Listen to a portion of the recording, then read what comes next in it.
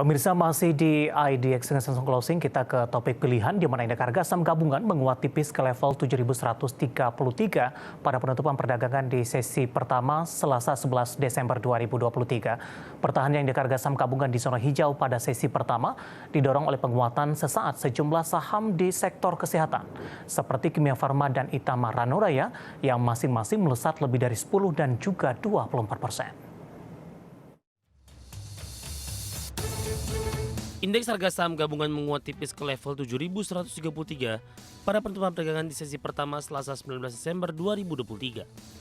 Per akhir sesi pertama perdagangan, sebanyak 272 saham menguat, 261 saham melemah, dan 263 lainnya stagnan, dengan nilai transaksi mencapai 4,8 triliun rupiah. Indeks sektor kesehatan menjadi salah satu penopang ISG dengan kenaikan secara sektoral sebesar 1,03%.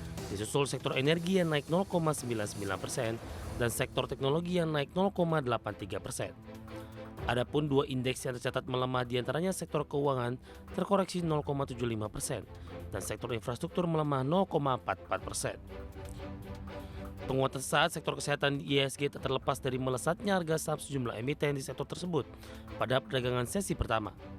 Sebut saja saham Kimia Farma atau KAF yang melesat 17,79% ke level Rp1.490. Kemudian Itamar Ranuraya naik 16,06% ke level Rp795. Disusul sejumlah saham lainnya yakni Indofarma yang naik 10%, Kalbe Farma menguat 2,48%.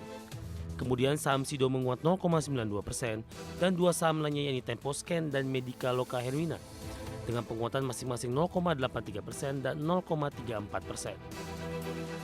Sentimen yang dinilai turut mendorong penguatan saat sejumlah saham sektor kesehatan, yakni terkait lonjakan jumlah kasus COVID-19 menjelang akhir tahun 2023.